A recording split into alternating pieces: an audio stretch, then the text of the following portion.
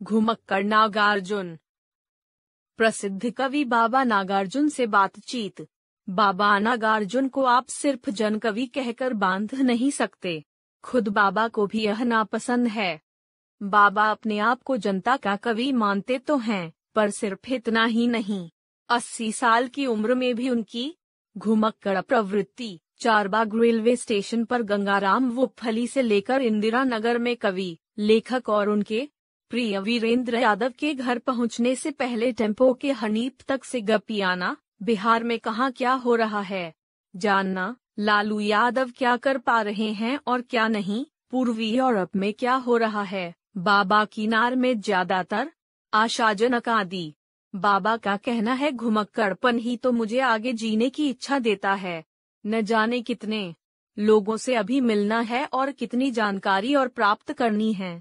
पता नहीं किस मजदूर से, किस क्षेत्र से और किस छात्र से क्या मिल जाए। बाबा कहते हैं कि मेरे जैसे कवि के लिए घूमना फिरना जरूरी है। देश के दूरस्थ इलाकों में भ्रमण करके मुझे रचनात्मक ऊर्जा मिलती है। लगभग 1 दर्जन कविता संग्रह तथा वरुण के बेटे रतिनाथ की चाची इमरतिया, जन्मतिया का बाबा, कुंभीपाक आदि उपन्यासों के लेखक और साहित्य अकादमी तथा उप्र हिंदी संस्थान के सर्वोच्च पुरस्कार भारत भारती से सम्मानित बाबा। ऐसा नहीं कि विवादित न रहे हों। इंदु जी, क्या हुआ आपको ऐसी चकचक कविता लिखने वाले इस रचनाकार ने जब तत्कालीन प्रधानमंत्री इंदिरा गांधी से भारत भारती पुरस्कार ग्रहण किया तो कई साहित्यकारों ने नाक भौहें सिकोड़ी। प्रस्तुत हैं उनसे की गई बातचीत, संपादित के कुछ अंश। प्रश्न। एक तरफ आपने देश भर में गली गली, चौराहे चौराहे पर इंदु जी क्या हुआ आपको कविता लिखकर इंदिरा गांधी की जमकर आलोचना की और आपातकाल में जेल भी झेली। बाद में इन्हीं इंदु जी से आपने भारत भारती पुरस्कार भी ग्रहण किया। उत्तर। इंदिरा गांधी के शासन के खिलाफ मैंने कविताएं लिखीं। जर्जर शासन व्यवस्था के खिलाफ कविताएं लिखना मेरा धर्म था, है। शासन किसी का भी हो, अगर वह समाज के अनुकूल नहीं है तो मेरा विरोध मुखर रहेगा। रही बात पुरस्कार की, तो वो जनता का पैसा है, उसने कर दिया है। अगर वो मुझे मिला तो बुराई क्या है। संस्थान मेरे तेवर जानता था, उसके बावजूद उसने मुझे पुरस्कार दिया तो लेने में बुराई क्या है। फिर शासन से हमें कई चीजें मिलती हैं। बात तो तब है जब आप बिक जाएं, आपके तेवर भिन्न हो जाएं। पर मेरे तेवर पुरस्कार पाने के बाद भी बदले नहीं। चाहे वो कोई भी सरकार हो, मेरा विरोध सरकार से है। प्रश्न। वर्तमान सामाजिक हालत को आप किस संदर्भ में देखते हैं। उत्तर। समाज में हमारे सामने एक युगीन संकट है। सामाजिक प्रक्रियाएं कम हो गई हैं। वजह है कि जनता 2 जून की रोटी में लगी है। उसे रोटी की चिंता है, उसे 11 महीने बाद मकान खाली करने की चिंता है, उसे बेटे के रोजगार की चिंता है, उसे आपसी झगड़े की चिंता है। ये सब हमें धीरे धीरे और विरासत में पूर्व सरकार ने थाली में परोस कर दिए हैं। उनकी खाई को और चौड़ा किया है। फिर इस समय समाज में हो रही विचित्र उथल पुथल कोई समीकरण बनने नहीं दे रही।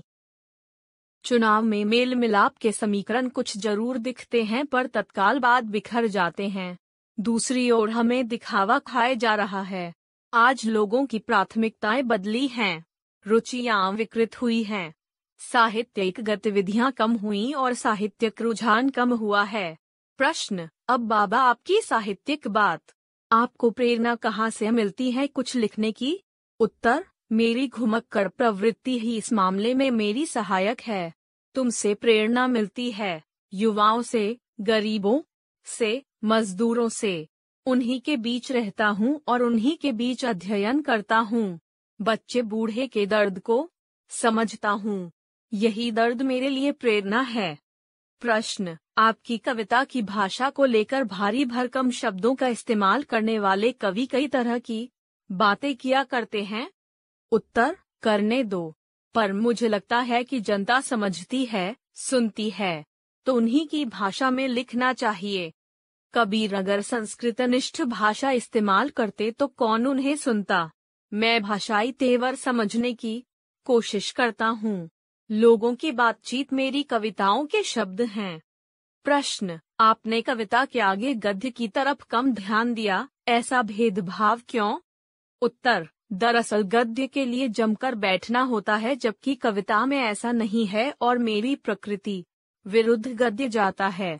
जबकि गद्य को मैं ज्यादा महत्वपूर्ण मानता हूँ। लिखना भी चाहता हूँ, पर क्या करूँ? प्रश्न, आजकल आप क्या लिख रहे हैं? उत्तर, कुछ नहीं। जब जरूरत होगी समाज को मेरी कविताओं की तो वे सहज ही सामने आ जाएंगी। इसके लिए बहुत प्रयत्न नहीं करना पड़ेगा। प्रश्न, पहले कुछ साहित्यिक गतिविधियां होती थीं। समय मिलने पर लोग पढ़ते लिखते थे, पर अब दूरदर्शन के कार्यक्रमों ने इन सब पर रोक सी लगा दी है। दूरदर्शन की वर्तमान स्थिति पर आपकी क्या टिप्पणी है? उत्तर, दरअसल दूरदर्शन अब बुद्धिधर हत्या का कंगेद्र हो गया है। शायद इसीलिए जहां कहीं मैं जाता हूं तो पूछ लेता हूं कि आपके घर में टीवी कितना चलता है, और जहां आप ठहराएंगे वहां तो वो नहीं होगा। प्रश्न, बाबा, कहीं तो आशा की किरण आपको दिखती होगी? उत्तर, हाँ, आने वाले दिनों में लगता है युवा कुछ करेंगे।